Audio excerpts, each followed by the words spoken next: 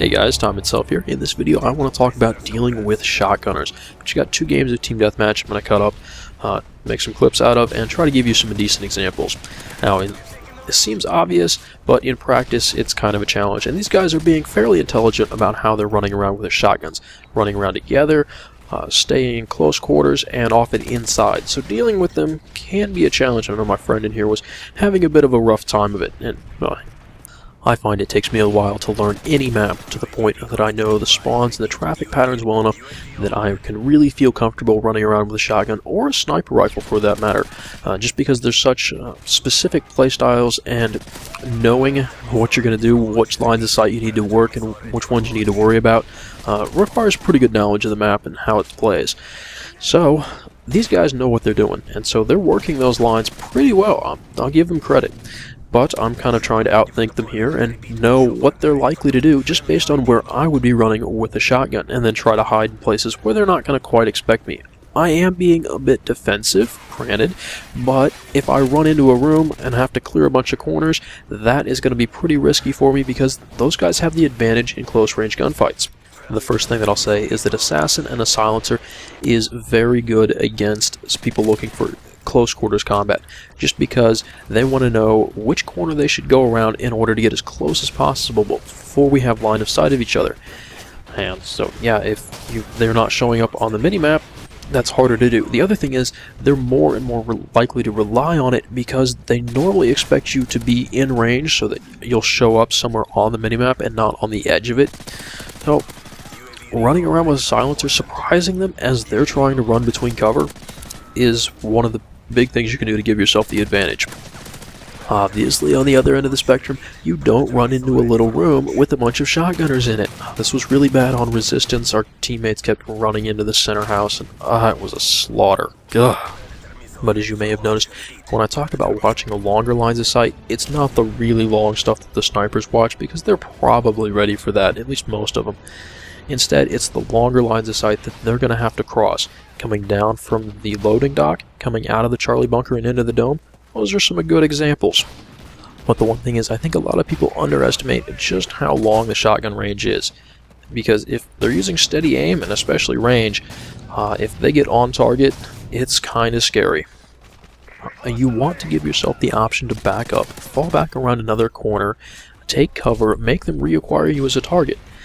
Because it's actually kind of hard to hit a long-range shotgun shot because you want to do it from the hip with steady aim to get maximum range.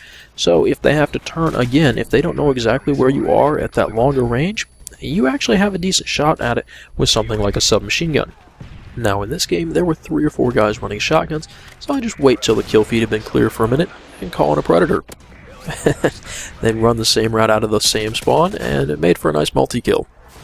Now, there are different kinds of shotguns, and I'd put them in kind of 3 different categories. The first one is in its category its own. It's the AA-12. You get the guy at any kind of range, or outside usually. If he's not inside, it's probably bad for an AA-12 user. That's about all you have to worry about there. And especially if he doesn't have extended mags and sleight of hand, he's going to have a hard time taking on any more than 2 people at once.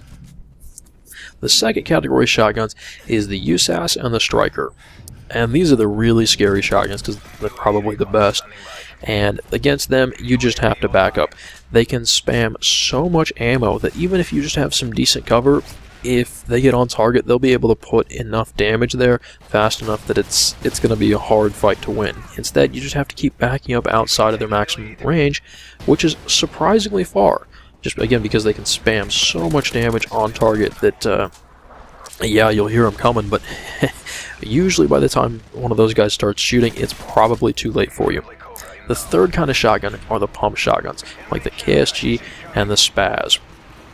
And against these guys, well, these are the harder weapons to use, honestly, but they can be very effective in the right hands. The AA-12 is hard to use, but once you figure out what you need to be doing with it, aiming it isn't the hard part because you got to get so close.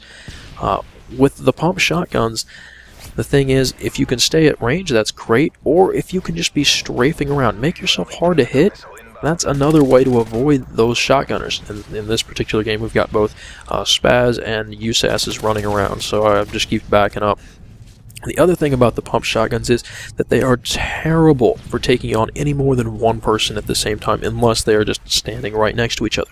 So, if you find a guy who's running around without assassin and follow him, and you have assassin, the other team, and that shotgunner is relying on looking for the lone dot to pick him off and then kind of charge out, be a little aggressive, you could catch the shotgunner with the pump trying to chamber another round after he killed your friend and kill him. That's a really that's not a great plan, but yeah, that will really piss off a pump shotgunner. Or you can try to keep some range with a bit of cover, and the pump shotguns have a hard time putting enough damage on target that while it's possible they can kill you, it's not entirely the most likely outcome. I know shotguns are great at just the turn and hip fire a guy, but it's still pretty hard to do for most people. Now, if you get him to turn more than 90 degrees, you just bum rush the shotgunner.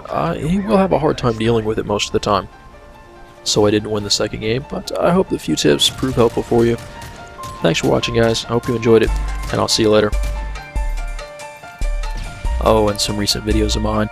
First, a close game of domination on lockdown with 3 randoms on our team, and then a silent Scar El Moab and some RPG shenanigans from shore.